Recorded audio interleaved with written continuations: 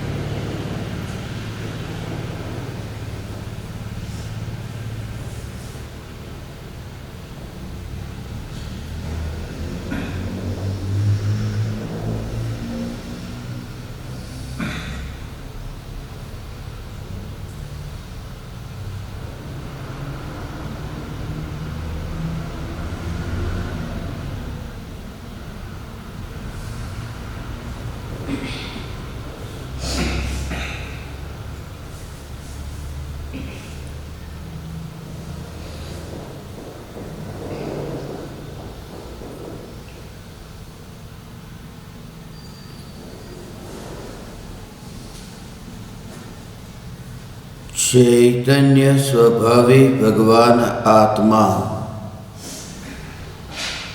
अनादि अनंत शुद्ध चैतन्य मात्र है, ज्ञान मात्र है। मैं शुद्ध चैतन्य मात्र, ज्ञान मात्र भगवान आत्मा हूँ। प्रति समय यह जागृति बनी रहे, इस जागृति का नाम धर्म है। देह की प्रत्येक क्रिया के काल में और विकल्पों के बहते प्रवाह के काल में ज्ञानी को प्रति समय यह जागृति रहती है कि मैं चैतन्य तत्व इस देह की किसी भी क्रिया में और विकल्पों के बहते प्रवाह में कहीं भी मिला नहीं हूँ। ऐसा शुद्ध चैतन्य तत्व मैं हूँ। प्रति समय स्वयं की शुद्ध चैतन्य सत्ता का बोध आत्म जागृति ही धर्म है।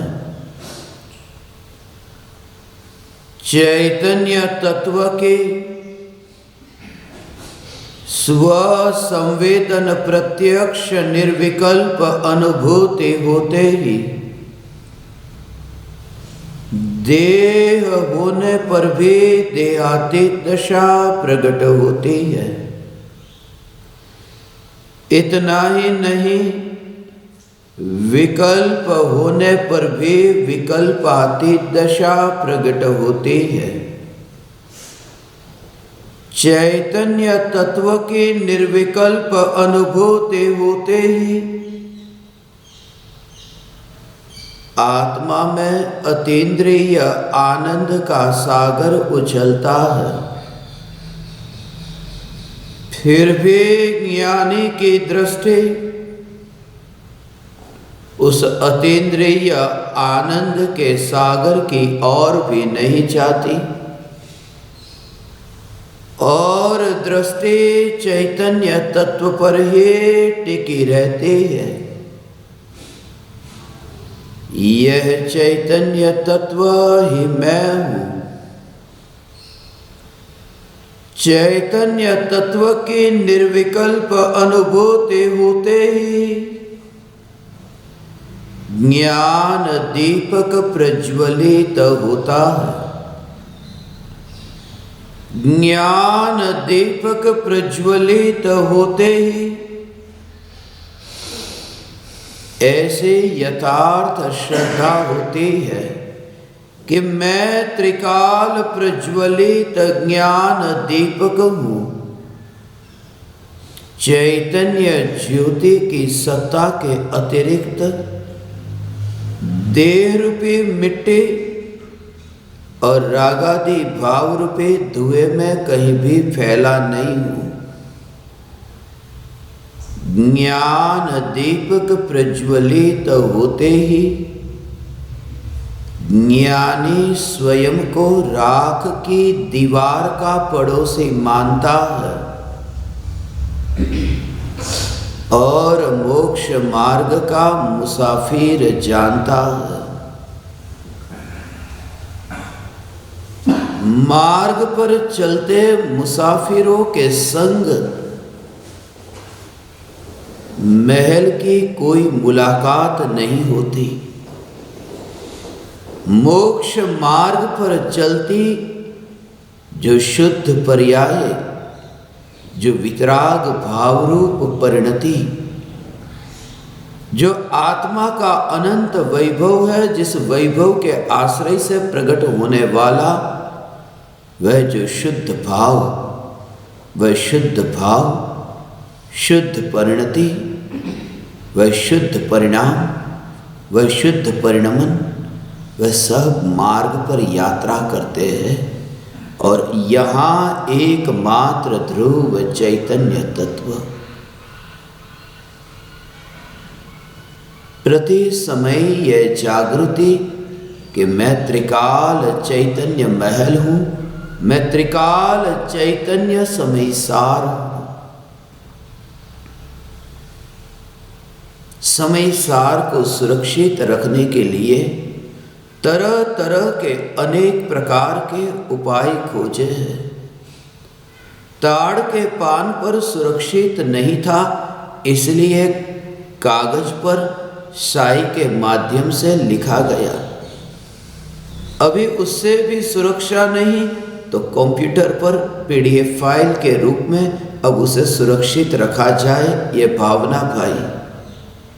वेदर प्रूफ, वाटर प्रूफ, ऐसे पत्रों के ऊपर समय सार को टंकोत्कीर्ण किया जाए। ताम्र पत्र पर, सुवर्ण पत्र पर, रजत पत्र पर समय सार को टंकोत्कीर्ण किया जाए, जिससे समय सार लंबे काल तक टिक सके, साधकों की साधना का आधार बन सके। मगर जिस समय चैतन्य तत्व की अनुभूति होती है तब यह रहस्य उद्घाटन होता है कि साधकों की साधना का आधार तो एक ही समय सार है, यह चैतन्य समय सार है। और ये एक साधक नहीं, यहाँ तो अनंत साधक है, क्योंकि निर्विकल्प अनुभूति के पश्चात जो अनंत काल तक निर्मल निर्मल निर्मल ऐसा जो परिणमन है, ऐसे निर्मल पर्याय रूपी साधक की साधना का आधार त्रिकाली ध्रुव न्यायक देव है। और जिसे सुरक्षित रखना नहीं है, जो स्वयं सुरक्षित है। जिस पर्याय ने न्यायक देव की ओर देखा भी नहीं, फिर भी वह न्यायक देव स्वयं ही आनंदमयी रहा, जिसमें रंच मात्र भी दुख नहीं। यही तो न्यायक देव की महानता है। महान व्यक्ति वही है। महान व्यक्ति चाहता है कोई उसकी ओर देखे, लोगों का ध्यान उसकी ओर जाए, ख्याति बढ़े, प्रसिद्धि बढ़े, लाभ चाहना भीतर में ठस ठस करके भरी है। कुछ विशिष्ट हो जिससे लोगों का आकर्षण, लोगों का ध्यान अपनी ओर आकर्षित करो। लोग मुझे जाने, लोग मुझे पहचाने, ज्यादा से ज्यादा लोग मुझे पहचाने। पूज्य गुरुदेव श्रीकांत जी स्वामी ये कहते थे, आत्मा का स्वभाव समझने का है, समझाने का नहीं। आत्मा की महिमा जानने में है, पराया उसे जाने उसमें नहीं। मगर मैं पूरी पृथ्वी पे जितने लोग हैं उन लोगों को जानता हूं। ये कहने में इतना अहंकार नहीं मिलता। अहंकार तब पुष्ट होता है कि पूरी पृथ्वी मुझे जानती है। मैं दूसरे को जानूं इसमें मेरी महानता है, या दूसरा मुझे जाने इसमें मेरी महानता है।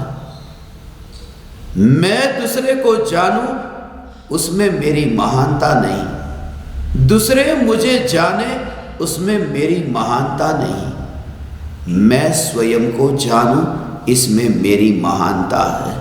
आज तक मैंने यही बोला था और तुमने यही सुना था, मगर अब मैं कहता हूं कि तुम पराये को जानो या पराया तुम्हें जाने। दो में से किसी में महानता नहीं, बस ऐसे ही तुम स्वयं को जानो, उसमें भी तुम्हारी महानता नहीं।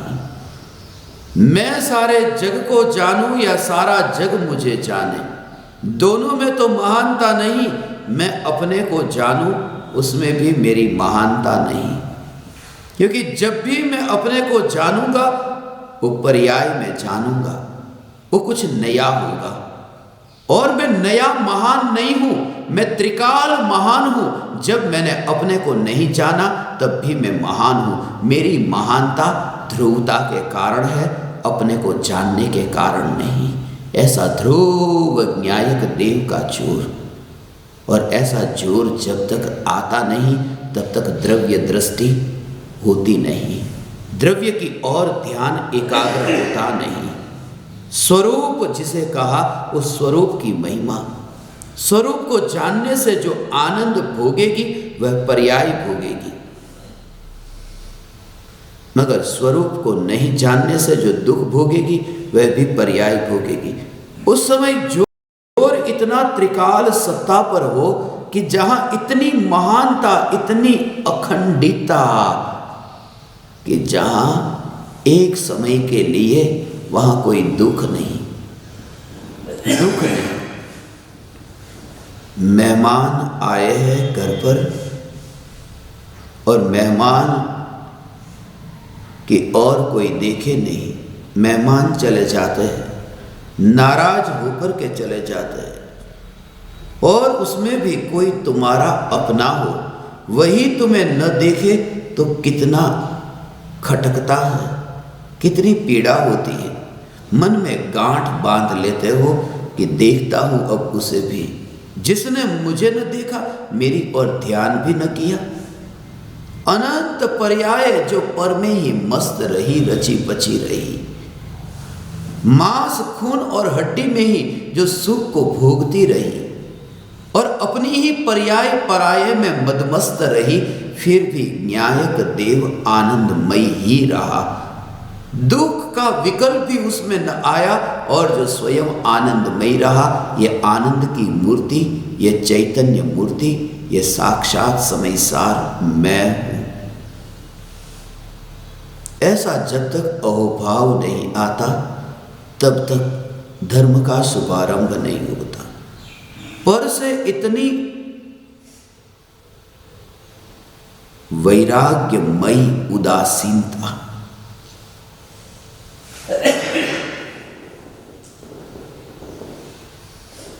वैराग्यमयी उदासीनता, जब स्वरूप की ओर ध्यान जाए तब इतनी त्रिकाली की महिमा, इतनी महिमा कि मैंने अपने को पहचान लिया, उस पहचान लिया, ये जानने में आता होने पर भी अपने में कुछ नया कार्य होता हुआ नहीं देखता।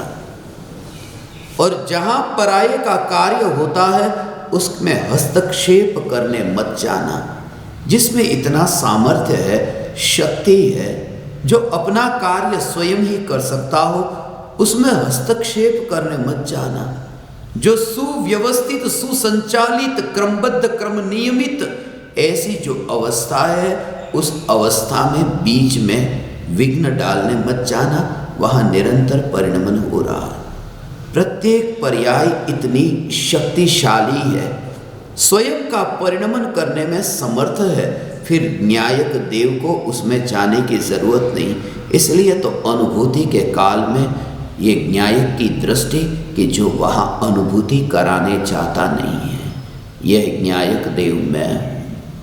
ये ध्रुव चैतन्य सत्ता स्वरूप न्यायक ये मैं हूँ जो अनुभूति को कराने नहीं चाहता।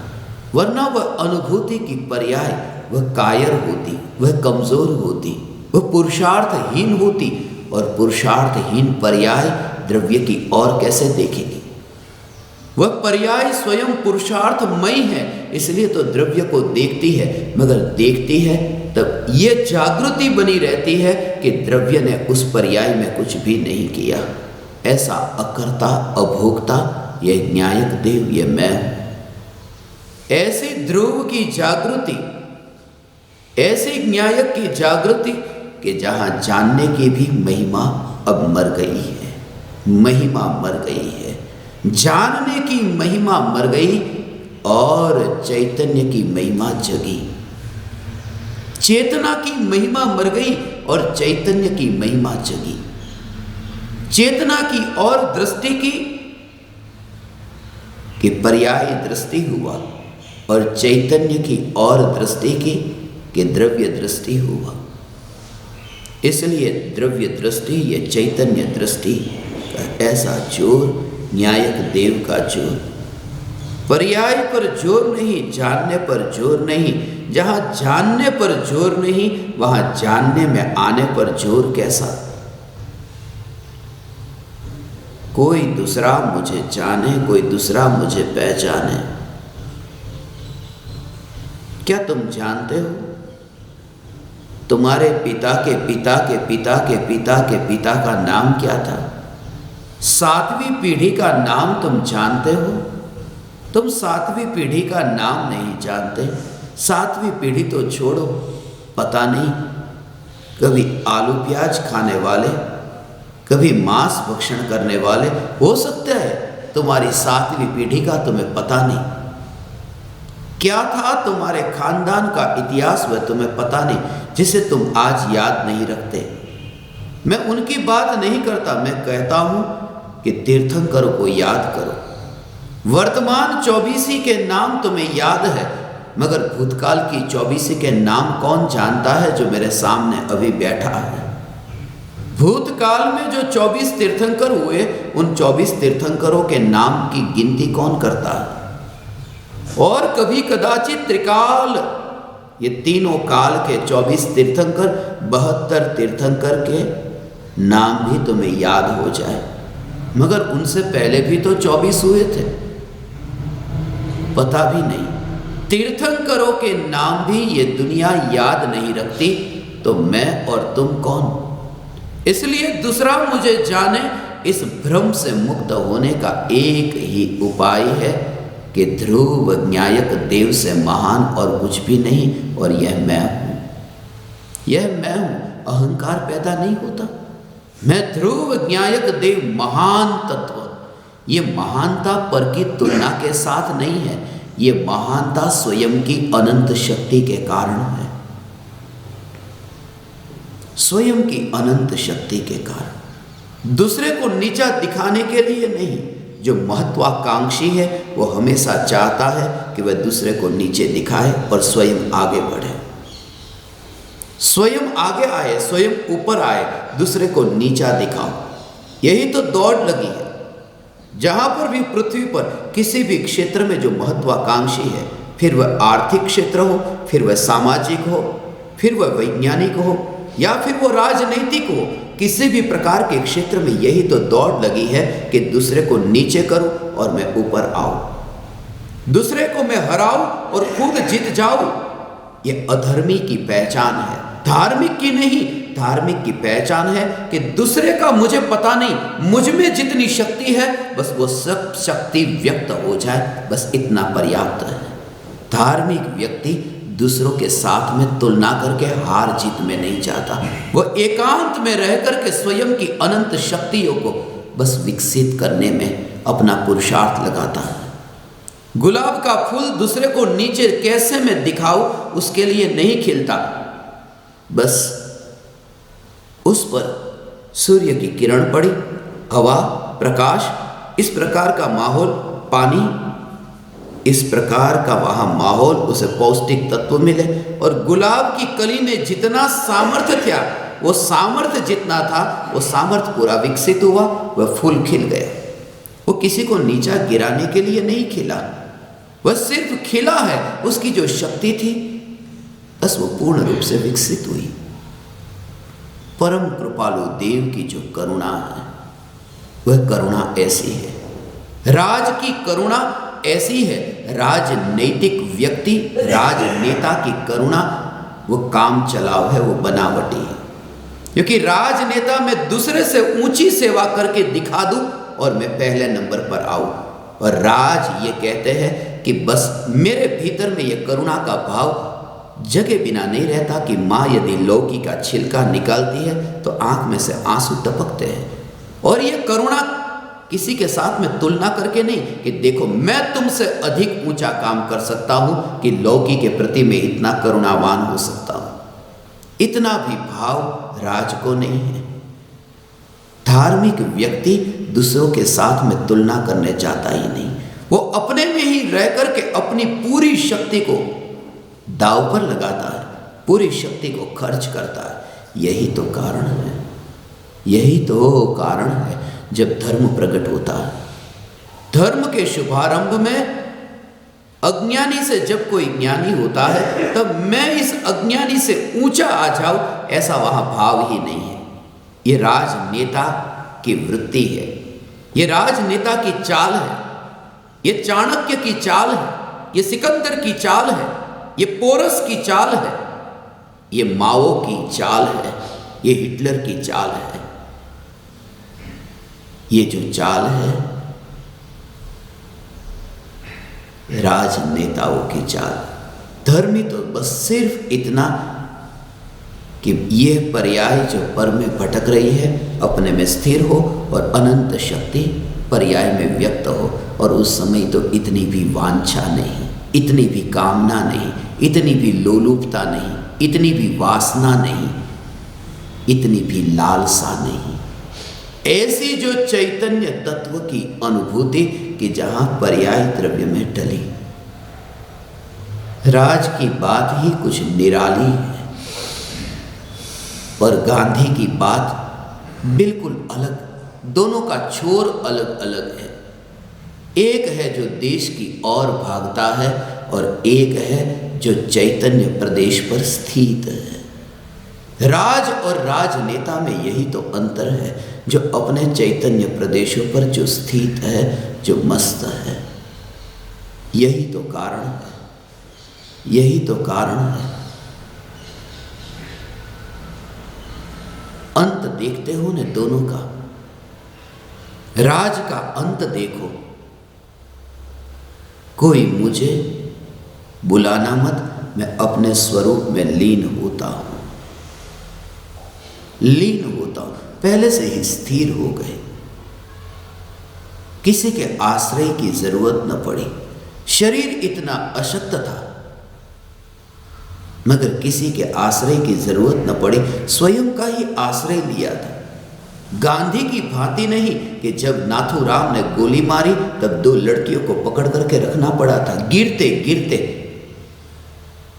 कृपालु देव पहले से ही सावधान हो चुके थे। ये राज की बात ही कुछ और है।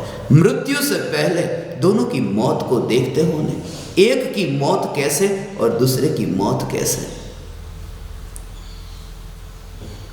किसी के साथ में तुलना करके मैं महान नहीं हूं, मैं स्वयं अपने स्वरूप से महान हूं, ये पर्याप्त है। और 3 लोक के किसी भी प्रदेश पर रहो, फिर भारत देश से ही मेरी प्रसिद्धि हो तो यहां से मर कर के पाकिस्तान में पैदा हो तो फिर मेरी प्रसिद्धि, मेरी महानता, मेरी महिमा, फिर मेरी ख्याति, आत्मख्याति फिर कैसे रहेगी। आचार्य कुंद कुंद देव का अंतिम काल, मृत्यु की घड़ी। ये बात मैं तुमसे इसलिए कहता हूं, तुम धार्मिक हो, तुम नैतिक हो, तुम्हारे जीवन में नीति पूरी तरह से हो, नीति हो, राजनीति न हो। तुम्हारे जीवन में नीति इतनी हो कि बस रग रग में तुमसे एक कार्य भी ऐसा अनैतिक न हो। मगर नीति के कारण कोई धर्म को नहीं पाता।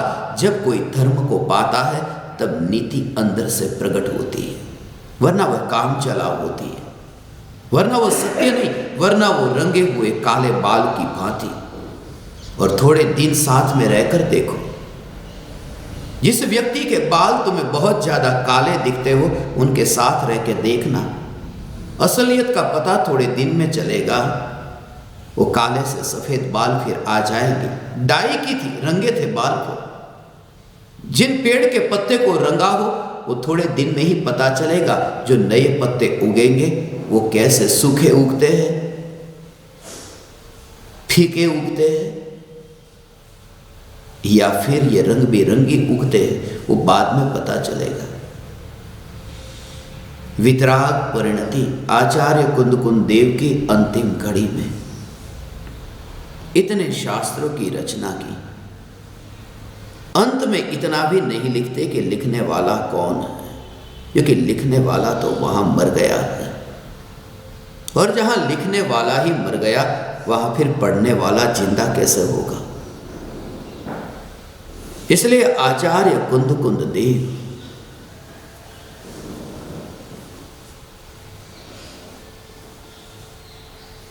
छठे सातवें गुणस्थान में झूलते हैं। मुनि से फिर वे देव बन जाते हैं। मरकर के मुनि देव हो जाए, नियम से चौथा गुणस्थान आ जाए। ये नियम जानो कि मुनि की यहां मृत्यु हुई और स्वर्ग में जन्म हुआ तो वहां चौथा गुणस्थान अविरत सम्यक दृष्टि। यहां तो महाव्रती थे, वहां अणुव्रती भी नहीं, अव्रती हो गए। ये स्वर्ग में ऐसे देव हो गए। कहां गया वह व्रत, कहां गई वह परिणति की निर्मलता, जो तीन कषाय चौकड़ी के उदय से जो प्रकट हुई थी, वह परिणति की निर्मलता अचानक छूट गई मृत्यु से, और वह चौथे गुण स्थान में अव्रती हो गया। देह के मर जाने से कोई अव्रती हो जाता है, हुए है आचार्य कुंद कुंद देव। इसलिए उस धर्म में मेरी रुचि नहीं। आचार्य कुंद कुंद देव अंतिम घड़ी में यह कहते हैं, उस धर्म में मेरी रुचि नहीं। मेरी रुचि उस धर्म में नहीं जो धर्म अभी सकल चारित्र रूप वितराग परिणतिमयी है और एक समय में स्वरूपाचरण चारित्र रूप वितराग परिणतिमयी है। अभी तीन कषाय चौकड़ी के अभाव रूप है तो कभी एक कषाय चौकड़ी के अभाव रूप। उस धर्म में मेरी रुचि नहीं। मेरी रुचि धर्म में नहीं है, मेरी रुचि ध्रुव में है।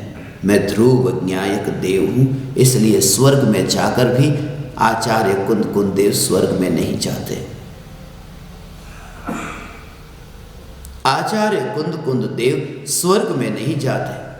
स्वर्ग की तो चाहना ही नहीं, स्वर्ग की नहीं जिसमें कोई वर्ग नहीं, ऐसे मोक्ष के अपवर्ग में भी जो अब फंसते नहीं, ऐसे है आचार्य कुंद कुंद देव। इतना लंबा आयुष्य था। ये भ्रम से मुक्त होने के लिए कि शरीर का यदि तुम ध्यान रखो, सावधान रहो, तो तुम देह की बीमारी से फिर तुम मुक्त रहोगे।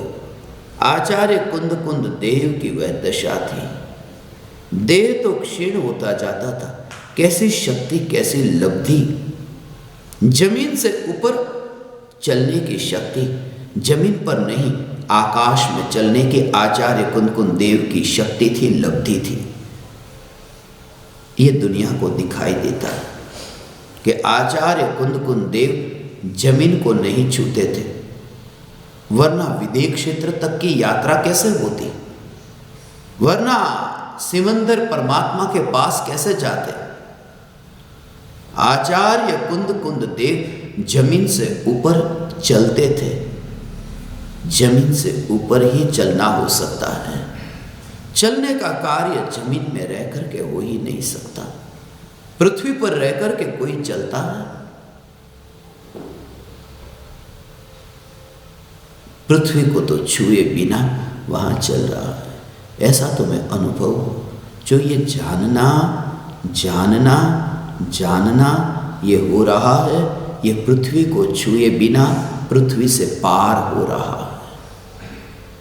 यहां पर ही ज्ञान का परिणमन देखना, यहां वहां घूमती आंखों को मत देखना। ये जो आंखें घूमती है और रंग को देखती है, दीवार खिड़की दरवाजे को जो आंख देखती है, वहां पर भी ये जानना आंख पर हो रहा है, ये न देखना। ये जानने का प्रवाह, ये जानने की चाल, ये जानना जानना ये पृथ्वी पर रह करके नहीं होता, पृथ्वी से ऊपर होता है। ये पृथ्वी से ऊपर, और जो देह अभी पृथ्वी के ऊपर है, कितना भी देह पृथ्वी के ऊपर हो, मगर वह देह तो पृथ्वी के नीचे जमीन में मिलने वाला है। आचार्य कुंद देव के देह के परमाणु तो मिट्टी में मिल गए, पहचाने नहीं जाते। उनकी बात तो छोड़ो, तीर्थंकर परमात्मा जो जमीन से ऊपर चलते, जहां चलते समय तो कमल की रचना होती है, आगे आगे चलते जाए और कमल की रचना हो, मगर फिर भी वह परमाणु भी नीचे मिल गए, पृथ्वी में मिल गए। इसलिए कुंद आचार्य देव और तीर्थंकर भगवान जो ऊपर चलते हैं, वे भी कभी तो नीचे मिल जाते हैं। मगर ये जो जानना जानना जानना, ये ऐसा है कि अनंत काल तक पृथ्वी में न मिलेगा और निरंतर चलता रहेगा बिना रुकावट के। यह जानने रो प्रवाह। अब फिर ओ ऐसे ये जानने जानने जानने रूप धारा, नया कार्य होता ही नहीं। जग कहे कि तुम धार्मिक, जग कहे कि तुम्हें क्या हो गया, मगर तुम क्या करोगे? तुम क्या करोगे? अचानक तुमने घर को छोड़ दिया, परिवार को छोड़ दिया। मैं कहता हूं ना, माता पिता की जिम्मेवारी, बाप बापूजी की जिम्मेवारी वो मेरी है। मैं उन्हें गजपंथा ले जाऊं, मैं उन्हें वन जंगल में ले जाऊं, मैं उन्हें ले जाऊं, मगर ये जिम्मेवारी भी मेरी नहीं। मेरे पर भरोसा मत करना, मैं कुछ भी कर सकता हूं। मैं उन्हें भी रास्ते पर छोड़ करके वन में जा सकता हूं। भरोसा मत करना, मेरे पर भरोसा मत करना, मैं कुछ भी कर सकता हूं। मेरा दिमाग ही ऐसा है, मेरी खोपड़ी ही ऐसी। मैं पहले से कहता हूं, मैं कुछ भी कर सकता हूं, मुझ पर भरोसा मत करना, मुझ पर भरोसा मत करना। आप पर भी भरोसा न करे तो किस पर करे? सिर्फ इतना कि जानने के अतिरिक्त मुझ में कुछ नहीं हो सकता, बस इस पर तुम भरोसा करना। तुम अपने पर भरोसा करना, किसी पराये पर नहीं। इसलिए मना करता हूं, फिर वह तुम्हारा गुरु भी क्यों ना हो, भरोसा मत करना। एकमात्र चैतन्य चैतन्य चैतन्य, उन पर भरोसा करके कोई भरोसा होता है? गुरु की श्रद्धा से कोई गुरु की श्रद्धा होती है? देव की श्रद्धा से देव की श्रद्धा होती है? नहीं, चैतन्य की श्रद्धा होती है तो सहज देव की श्रद्धा होती है। निश्चय सम्यक दर्शन होता है तो व्यवहार सम्यक दर्शन होता है। इसलिए कहता हूं, पराये पर श्रद्धा करने मत जाना। अपनी श्रद्धा से सहज ही अनंत देव शास्त्र गुरु की श्रद्धा का कमल खिलेगा। मगर पहले तुम्हारी परिणति अंतर्मुख तो हो। तुम स्वयं पर तो श्रद्धा करो। तुम्हें स्वयं पर ही श्रद्धा नहीं तो दूसरों पर श्रद्धा कैसे करोगे? और फिर श्रद्धा हुई, वह भी अंधश्रद्धा होगी। यह अंधश्रद्धा शब्द बहुत प्यारा। वो इसी बात को बताता है कि अंधश्रद्धा, तुम्हारी जो श्रद्धा है वो श्रद्धा अंधश्रद्धा है। स्वयं की श्रद्धा का भाव यह है कि मैंने देखा और माना, किसी ने कहा और माना, वह अंधश्रद्धा है। इसलिए जो कहते हैं कि वितरागी देवशास्त्र गुरु जो कहते हैं मैं तो गृहित मिथ्यात्व का पोषण नहीं करता, मैं तो सुबह उठ करके जिस मूर्ति पर न आंगी है, न फूल है, न आभूषण है, न वस्त्र है, कोई परिग्रह नहीं, ऐसी वितराग प्रतिमा के सामने अपना मस्तक झुकाता हूं, सिर्फ मस्तक को फोड़ते हो और कुछ भी नहीं। श्रद्धा का अर्थ यह है कि तुमने देखा और फिर माना, वरना अंधश्रद्धा है।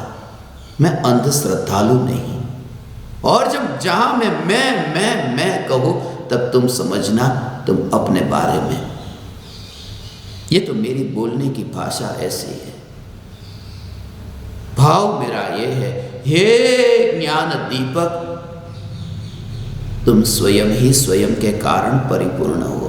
तुम एक को अनुभव करो, अनेक में फैलो मत। अनेक में फैलने में ध्यान विचलित होगा, ध्यान भटकेगा। फिर जो तुम चाहते हो कि ध्यान स्थिर हो जाए, बस ध्यान स्थिर होता नहीं, क्योंकि स्थिरता के आश्रय के बिना ध्यान स्थिर हो कैसे? स्थिरता के आश्रय के बिना, स्थिर न्यायक के आश्रय के बिना।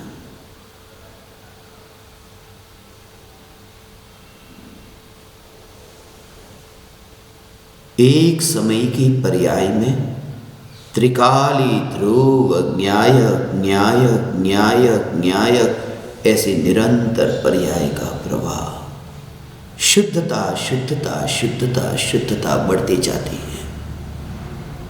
उदासीनता और वैराग्य बढ़ता जाता। मरने से पहले ही वह इतना अलिप्त हो जाता है कि जैसे उसने एक के साथ ही जीवन जीने की कला पाली, कला सीखी है, एक के साथ जीवन जीने की कला। अब वहां भीड़ के साथ वह नहीं जीता, और जहां भीड़ नहीं वहां शिकायत नहीं। इसलिए मेरी शिकायत नहीं कि अनंत विकारों के लिए मैं क्या करूं। ज्ञान दीपक आते हैं मेरे पास, पूछते हैं इतने विकार है, इतना कचरा है, उस कचरे को दूर करने के लिए करूं तो क्या करूं? इतना कचरा है, ये जो तुम्हारी दृष्टि, ये भी कचरा ही तो है। तुम स्वयं ही कचरा लेकर के जाते हो, और आज तक कीचड़ ही उछाला है तुमने गुरु के ऊपर, कीचड़ ही उछाला है तुमने वितरागी परमात्मा के ऊपर, अनादर किया, अपमान किया। ये घोर अपमान है। परमात्मा की मूर्ति पर कीचड़ नहीं उछाला जाता तो फिर आदिनाथ से लेकर महावीर भगवान पर ये राग का कीचड़ क्यों उछालते हो? ये भक्ति का भाव उनको अर्पण करने चाहते हो। ये राग का कीचड़ ज्ञानियों को अर्पण नहीं किया जाता। अर्पण तो सिर्फ इतना कि जिस समय तुम्हारी पर्याय स्वरूप सन्मुख हो और ज्ञान में यह जानने में आए कि ये वितरागी देव के निमित्त से मैंने जाना। जानने में भी विनय है, राग में विनय नहीं है। गुरु के प्रति राग, मैं महावीर भगवान के प्रति राग के भाव से भरकर मस्तक झुकाऊं, ये अपमान है उनका। और मैं अपने में लीन होकर के केवल ज्ञान पाकर के, केवल ज्ञान की पर्याय में ये जानूं कि ये महावीर भगवान के निमित्त से मैं यहाँ तक पहुँचा। वो महावीर भगवान को ज्ञान में जानना, ये विनय हुआ, ये भक्ति हुई। राग का कीचड़ उछालने में ही दुनिया भक्ति मानती है। अज्ञानी की भक्ति कीचड़ में ही शुरू होती है, कीचड़ में ही समाप्त होती है।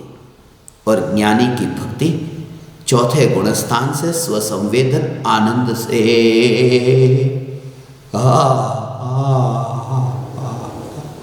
ऐसा ये अनंत अनंत अनंत अनंत अनंत अनंत अनंत अनंत अनंत ऐसा अनंत सिद्ध परमात्माओं का एक समय के ज्ञान की पर्याय में प्रतिबिंब पड़ना।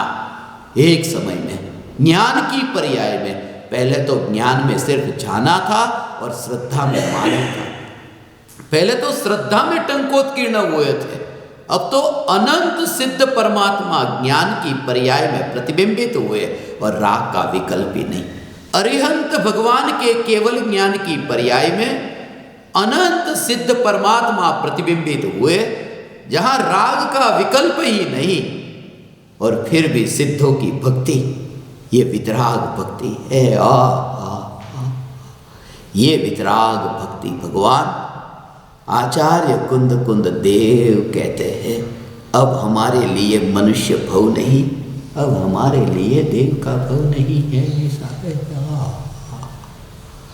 ये ज्ञान ज्ञान ज्ञान ज्ञान, ऐसे जो ये ज्ञान की धारा, उस ज्ञान की धारा में केवल ज्ञान की धारा हो, ऐसी केवल ज्ञान की धारा में जो अनंत सिद्ध परमात्माओं का प्रतिबिंब पड़े, वो वरना वो झुकने कैसे जाए वहाँ?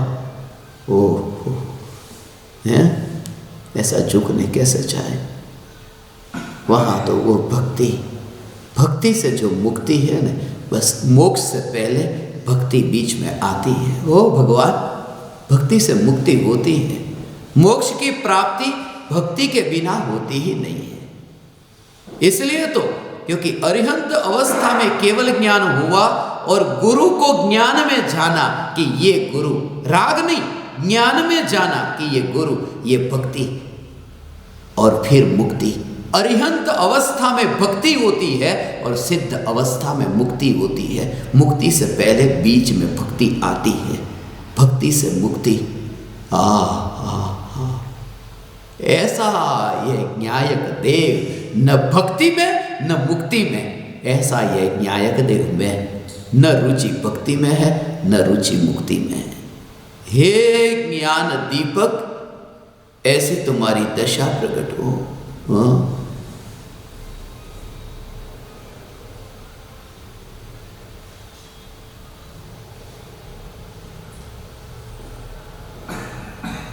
चैतन्य चैतन्य चैतन्य चैतन्य, यह न्यायिक देव, तुम एक के साथ जीवन जीते हो। बस अब मैं मनुष्य नहीं तो मैं स्वर्ग में जाने वाला नहीं। मैं आचार्य कुंद कुंद देव के पंथ पर हूं, मैं मुनिराज के पंथ पर हूं।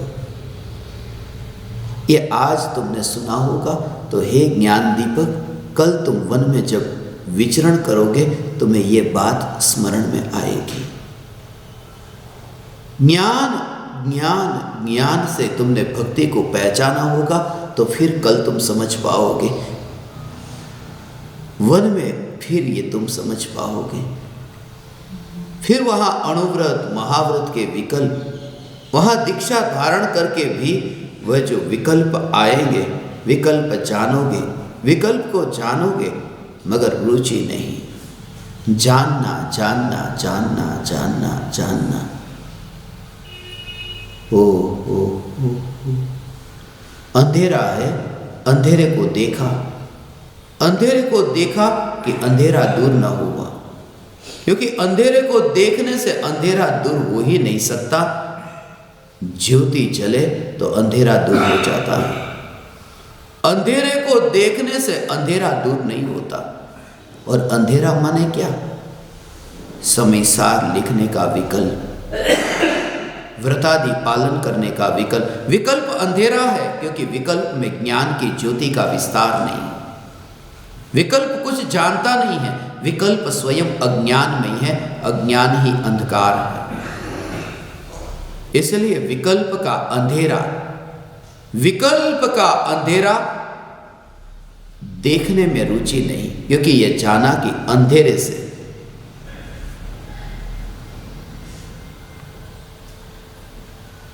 अंधेरे को देखने से अंधेरा दूर नहीं होता। ज्योति जले कि अंधेरा दूर होता है। ज्योति अंधेरे को दूर कर देती है। और ज्योति को पूछो कि तूने अद्भुत काम किया कि तूने अंधेरे को दूर कर दिया। ज्योति कहेगी कौन सा अंधेरा, मेरी कभी मुलाकात ही नहीं हुई, मैं ज्योति बस। ज्ञान की ऐसे ही तो राग से कभी मुलाकात नहीं हुई। ज्ञान तो यही कहता है कि जानना जानना जानना जानना, ये जीवंत, ये सदैव, इसमें तो मैं विकल्प को जानता ही नहीं हूँ, मैं अपने में विकल्प को जानता नहीं। हो भगवान, बस इतना ही जागृति, इतनी जागृति, इतनी जागृति और ऐसी तृप्ति। दर्पण घूमता रहे, कहीं पर भी घूमता रहे, मगर हाथ में से दर्पण छूटता नहीं।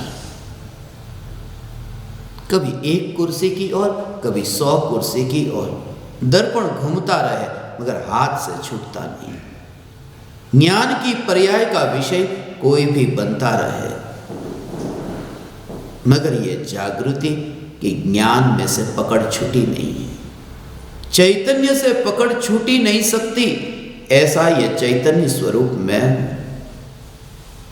आचार्य कुंद कुंद देव ऐसी सहज वितराग परिणति, मृत्यु से पहले ही वह दशा पाली।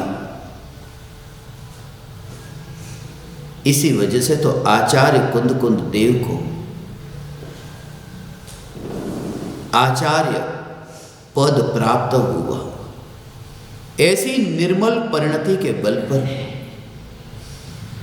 शिष्यों के संग में रह करके भी, गृहस्थों की संगति में रह करके भी, गृहस्थ थे, आसपास बैठने वाले थे, मगर वे बैठने वाले भी विरले हैं। आचार्य कुंद कुंद देव का ऋण हम पर अहो अहो है, मगर मैं धन्य भागी हूं, मैं ऋणी हूं उन परमात्माओं का जिन परमात्माओं ने हम पर ये वाणी पहुंचाई, ये समय सार के ताड़ के पान को इकट्ठा किया। यह भी तो बहुत बड़ा काम था, वरना वहां पर बरसात गिरती, ये पत्ते बिखर जाते, हवा आती, ये पत्ते उड़ जाते, पानी से गिले हो जाते, हवा से उड़ जाते। इसलिए तो शास्त्र में जो आचार्य कुंद कुंद देव जो लिखते हैं उसमें भी कला है। कला ऐसी है, जब भी कोई महत्वपूर्ण विषय लिखना हो तो उस महत्वपूर्ण विषय को वो बीज के पत्ते में लिखते थे।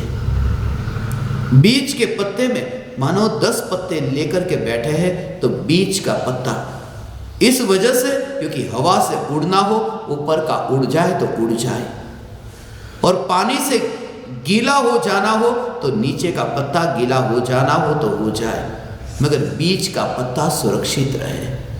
और उसमें भी बॉर्डर पर, किनारे पर नहीं, बिल्कुल बीच में, कि जहां पर सबसे ज्यादा रहने की संभावना है। क्योंकि जो बीच का है वही सबसे लंबे काल तक रह सकता है, और इस जगत में चैतन्य के मध्य से अधिक और कुछ भी बीच में नहीं है जो अनादि अनंत टिकता है। पर्याय के किनारे पर मैं वास नहीं करता, मैं चैतन्य मध्य में वास करता हूं, यही तो मेरी सत्ता की पहचान है। हे ज्ञान दीपक,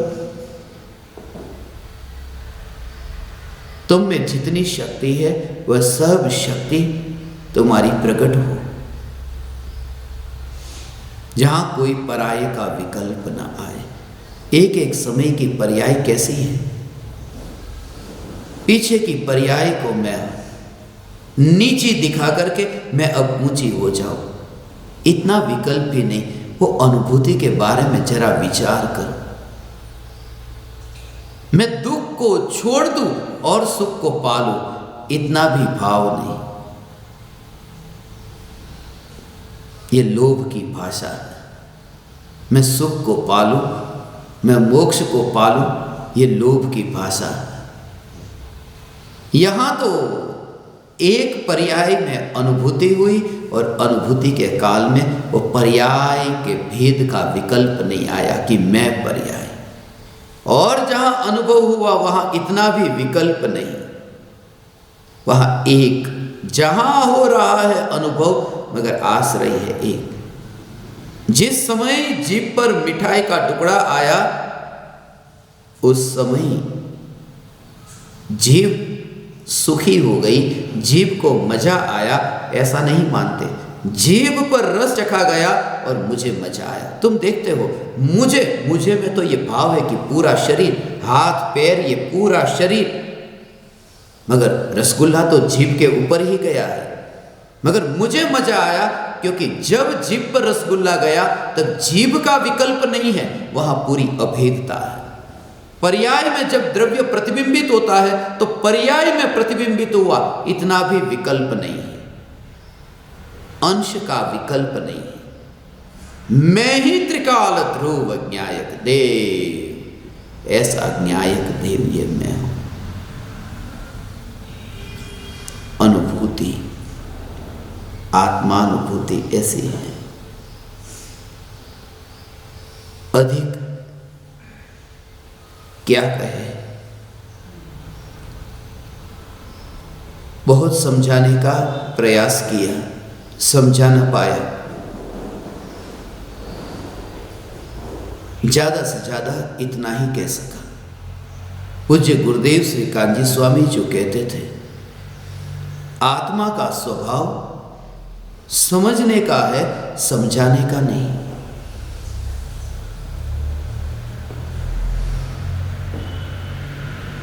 कोई किसी को समझा नहीं सकता। गुरुदेव के देह परिवर्तन के बाद में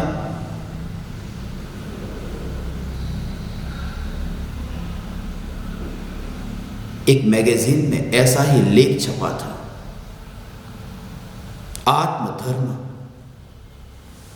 आत्मधर्म नाम तो है आत्मधर्म, मगर कौन समझ पाया आत्मधर्म। जैन धर्म न लिखा, आत्मधर्म लिखा। इसलिए मैं कुछ दिन पहले जब जम्मू कश्मीर की यात्रा पर था, मुझे कुछ ज्ञान दीपकों ने, साधकों ने कहा इसका नाम आत्मधर्म होता तो ज्यादा फैलता। आत्मधर्म भी रख दिया था, मगर कितने लोगों ने पाया। सिर्फ नाम बदल देने से प्राप्ति नहीं हो जाती। आत्मधर्म जिसमें यह खबर छपी थी कि गुरु के समझाने से शिष्य की समझ में नहीं आता, शिष्य के समझने से शिष्य की समझ में आता है। गुरु के समझाने से समझ में नहीं आता। गुरु समझाता ही नहीं, समझा ही नहीं सकता। मगर अंत में जो वाक्य लिखा था वो मुझे बहुत प्रीतिकर लगा। लिखा था यह, गुरु के समझाने से शिष्य की समझ में नहीं आता, शिष्य के समझने से शिष्य की समझ में आता है।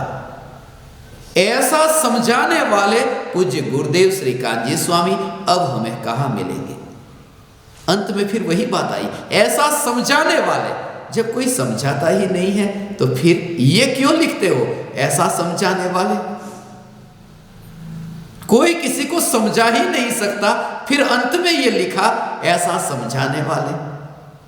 बस ये सुपात्र जीव की पहचान है, ये कृतज्ञ की पहचान है, ये कसाई की पहचान नहीं। घात नहीं करता कसाई, गुरु का अहोभाव आता है कि हे गुरुदेव आपने मुझे समझाया। ये विकल्प इस भूमिका में आए बिना नहीं रहता। न आए तो सबसे पहले बुचड़ खाने से तुम बाहर आ जाना। तुम इतने कठोर परिणाम से मुक्त हो जाना।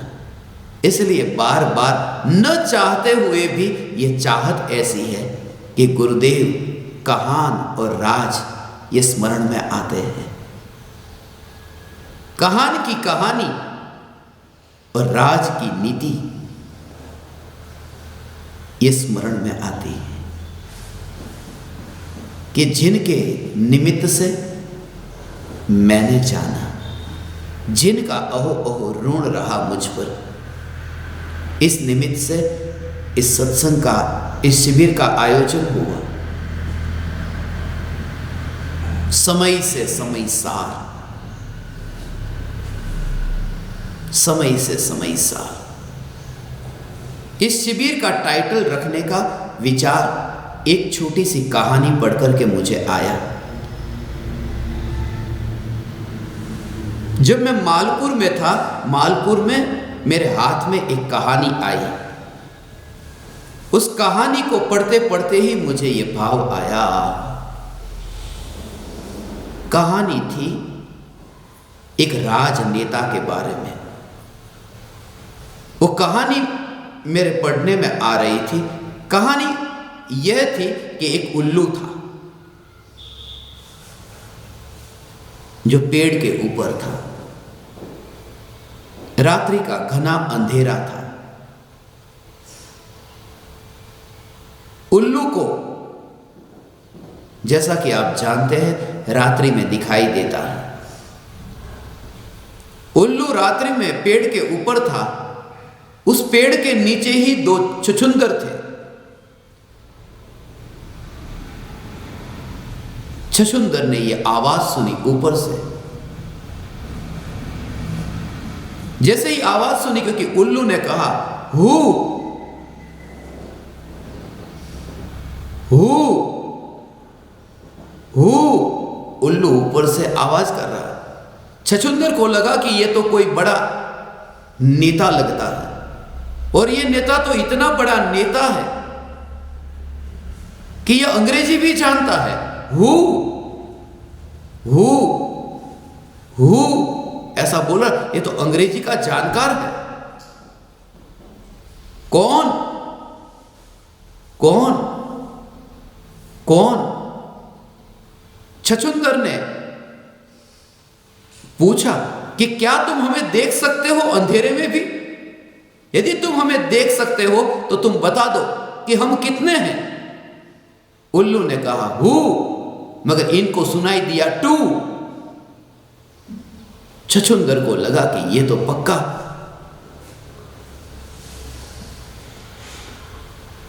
गजब का नेता है। इसके जैसा नेता तो हमने देखा नहीं। अंग्रेजी भी जानता है, रात को देख सकता है, पहचान भी लेता है, दूर दूर का देख लेता है। छछूंदरों ने फिर और एक बार कंफर्म किया,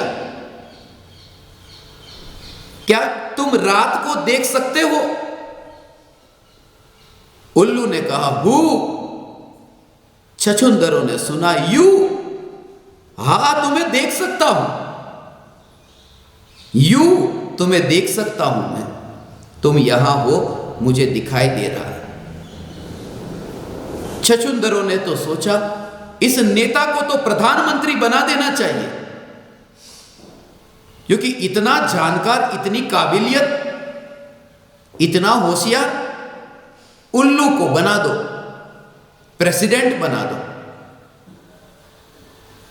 और प्रेसिडेंट बनने में कोई बड़प्पन थोड़ी है। गुजरात में पैदा हुआ छोकरा पूरे देश का बाप बन जाता है, राष्ट्रपिता हो जाता है।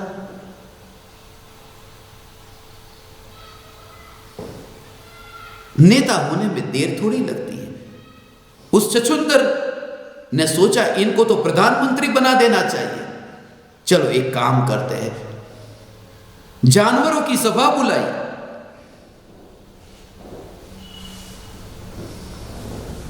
और उस सभा में जितने मंत्री थे उन मंत्रियों को इकट्ठा किया। उसमें एक मंत्री था जिसको यह बात कही गई, वो मंत्री गधा था। जानवर बहुत थे, उसमें एक गधा था जो मंत्री था। मंत्री को छछूंदर ने जब यह कहानी सुनाई, बात सुनाई, तो गधे ने कहा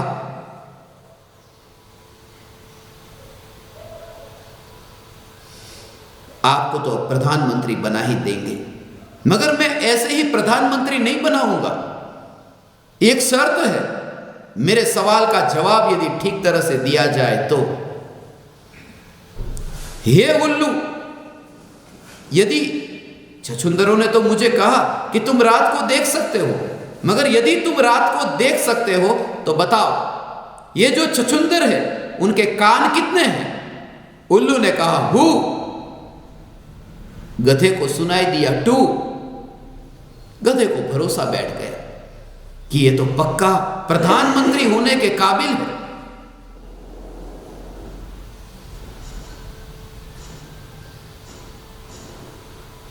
प्रधानमंत्री बना दिया गया उल्लू को। रास्ते में जा रहा था कि पत्रकार मिल गए। लोमड़ी पत्रकार थी। लोमड़ी ने प्रश्न पूछा,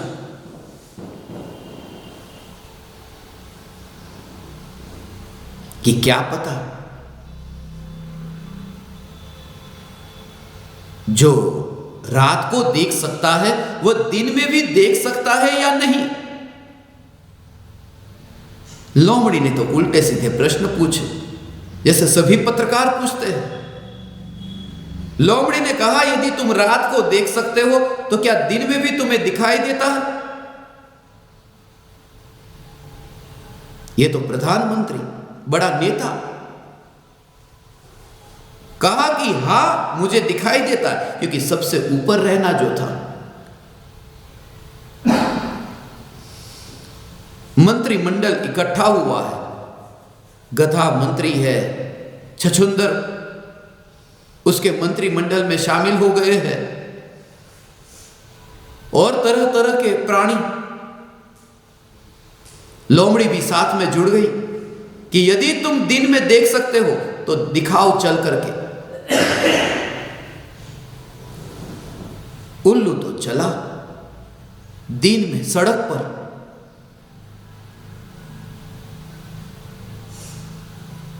मगर लड़खड़ाते चला। उसके पीछे पूरा मंत्रिमंडल और प्रजा। अब जैसे प्रधानमंत्री चले ऐसे ही तो सबको चलना पड़ेगा, तो सब लोग भी ऐसे ही चलने लगे। मगर सबको शंका तो हुई कि ये चलने में कुछ गड़बड़ तो कर रहा है, इसको दिन में दिखाई नहीं देता। मगर उल्लू मन ही मन मस्त हो रहा था कि आज प्रधानमंत्री बन गया है। आज उल्लू ने दूसरे को उल्लू बना दिया है। खुश हो रहा था।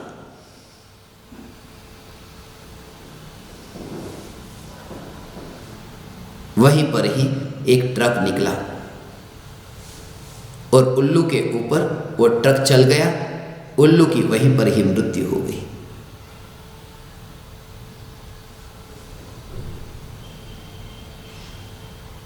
उस ट्रक के पीछे जैसे अक्सर लिखा होता है नो हॉर्न प्लीज या हॉर्न प्लीज, उस ट्रक के पीछे लिखा था समय। बस इतना ही लिखा था, समय। यह कहानी का अंत था समय और उसके ब्रैकेट में लिखा था काल। खत्म हो गया, समय समाप्त हो गया। और जो समाप्त हो जाए तभी मुझे ये समय पढ़ते ही शिविर रखने का भाव आया कि अब इस शिविर का टाइटल रखे समय से समय सार। खत्म हो जाने वाला खत्म हो जाए उससे पहले ही उसे उसकी पहचान हो जाए जो खत्म नहीं होता। 4 पहिए वाला ट्रक उसके ऊपर आए, यह नहीं, फिर तो पूरी कहानी को मैंने दूसरे ढंग से लिखा। कभी मौका मिला तो वो कहानी मैं आप तक पहुंचाऊंगा, जिसमें राजनेता की नहीं, परम कृपालु देव राज के जीवन की घटनाएं जोड़ करके मैंने उस कहानी को रूपांतरित किया। मालपुर में जब था तब तो पता भी नहीं था कि शिविर का टाइटल ये रखेंगे।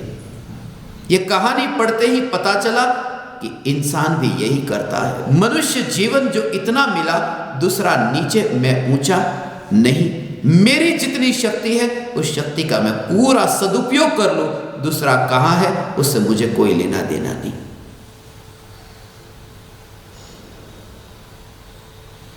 प्राप्ति, पूर्णता की प्राप्ति।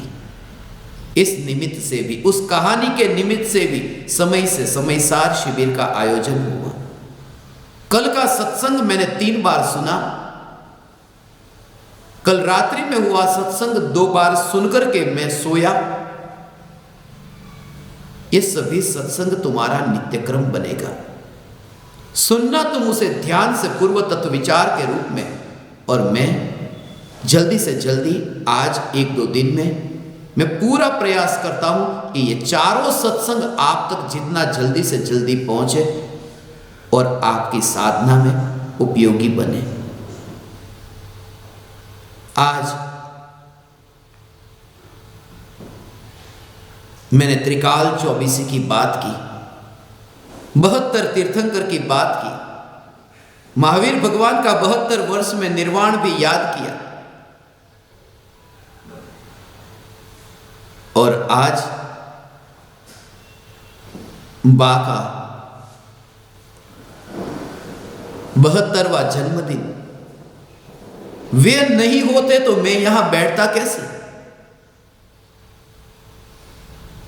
इसलिए हम पर उनका ऋण है। ये बात ऐसी ही है। गुरु के समझाने से समझ में नहीं आता, शिष्य के समझने से समझ में आता है। ऐसा समझाने वाले गुरु अब कहां मिलेंगे? मां से बेटा नहीं जन्म लेता, ऐसा सुनने वाली मां मुझे कहां मिलेगी? तो 72 वर्ष पूरे हुए। आजकल भारत में भी ये चालू हुआ है कि जिसका जन्मदिन हो, जन्मदिन के अंत में, जन्मदिन के दिन वो रात्रि के काल में 12 बजे तक जगने का एक रिवाज चालू हो गया है। छोटे छोटे बच्चे को भी मैं देखता हूं, बोले उसका जन्मदिन है, रात को 12 बजे विश करके सोएंगे। 12 बजे तक जागना। कल रात को यहां से जाने के बाद में मैंने बा को बताया, देखा ना, मैं सिर्फ अकेला नहीं जागता, मैं 142 को जगा करके आपका बर्थडे सेलिब्रेट करता हूं एक साथ में।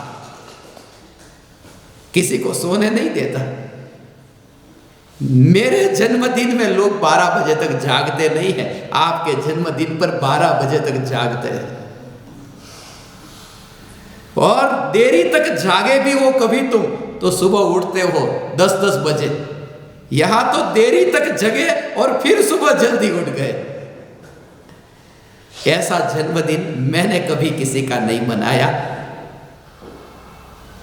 समय सार की स्थापना 70 स्थापना हो चुकी है,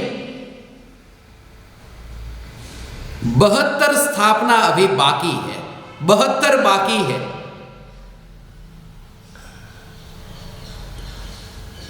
ये सब सहज योग 2022 का ये वर्ष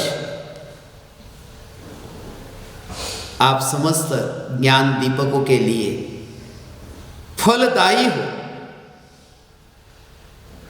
कल जब मैं यहां से उठा तब मुझे ये भाव आया था, यही भाव आया था, शास्त्र में पढ़ करके नहीं, भाव यही आया कि मैंने ज्ञान दीपकों को यह तो नहीं कहा कि यह नया वर्ष तुम्हारे लिए फलदायी हो। फिर तुरंत ही विचार आया, वर्ष तो काल है, समय है, समय में से कोई फल निकलता है? समय में से फल नहीं निकलता, समय सार में से फल निकलता है। मोक्ष का फल काल में से नहीं निकलता, समय सार में से निकलता है। फिर तुरंत ही पलट गया कि समय सार में से भी जो फल नहीं निकलता, ऐसा में त्रिकाल समय सार चैतन्य तत्व यही मैं हूं। अब कोई बधाई न रही, क्योंकि दो न रहा, बधाई देने वाला और बधाई लेने वाला। आज नए वर्ष का पहला दिन, आज उमराला में मेरा अंतिम दिन। अगले महीने बापूजी का जन्मदिन है और 75 वर्ष पूर्ण हो रहे हैं। 1:45 बहाना ढूंढता हूं सत्संग का। उस निमित्त से 12 फरवरी से 14 फरवरी 3 दिन की शिविर का विचार है, जो बापूजी के लिए उस शिविर को रखने का भाव है। वरना उनको भी कभी कभी बुरा लग जाता है कि बाकी इतनी तारीफ की और मेरी तो कुछ भी नहीं की। इसलिए उनके लिए भी एक शिविर का आयोजन करते हैं। अगले महीने एक बहुत अपूर्व शिविर का आयोजन होगा। उसका विषय पता नहीं, कोई कहानी पढ़ूं, उसके बाद में विषय निश्चित करूंगा। कल 2 तारीख है। कल शाम को अहमदाबाद से मैं गजपंथा जाऊंगा। भावना पाता हूं यदि फ्लाइट समय पर हुई तो एयरपोर्ट से सीधा उतर करके सीधा ही गजपंथा से ध्यान पूर्व तत्व विचार के लिए मैं आप ज्ञान दीपकों के संग बैठने की भावना पाता हूं।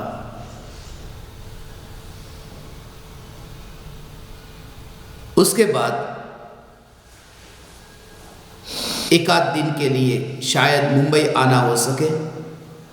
उसके बाद इंदौर मध्य प्रदेश में 7 तारीख से समय सार की स्थापना प्रारंभ हो रही है। मध्य प्रदेश में बहुत सी जगह है, अब तो मुझे वो नाम इतने याद नहीं है, मगर उज्जैन है, इंदौर है, केवलारी है, बालाघाट है, अंजड़ है, अलग अलग स्थानों पर वहाँ रतलाम भी जाना है। और वहाँ से फिर छत्तीसगढ़ की यात्रा में वहाँ समयसार की स्थापना होगी।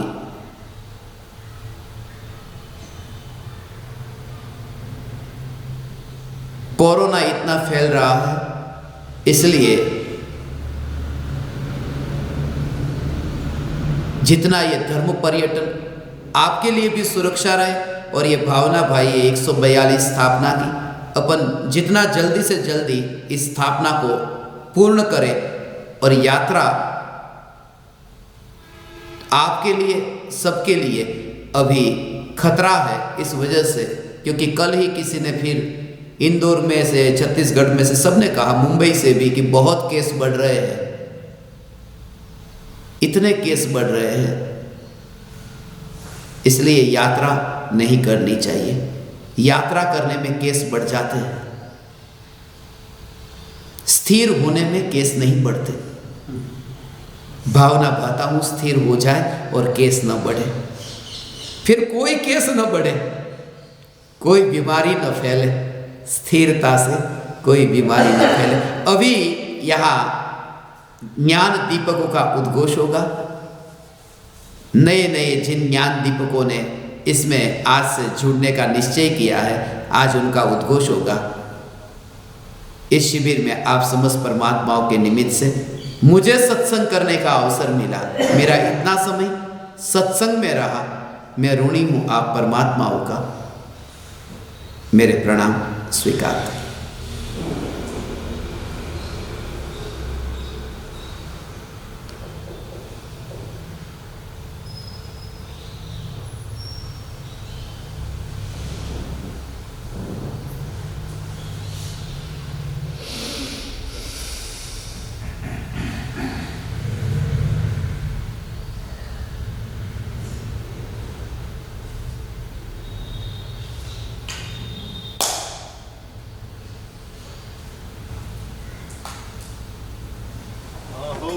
अहो श्री सद्गुरु करुणा सिंधु अपार,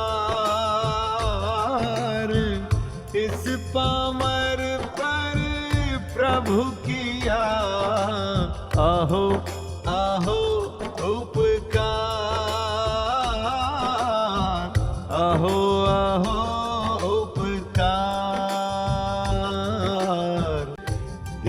सहित जिनकी दशा वरते देहा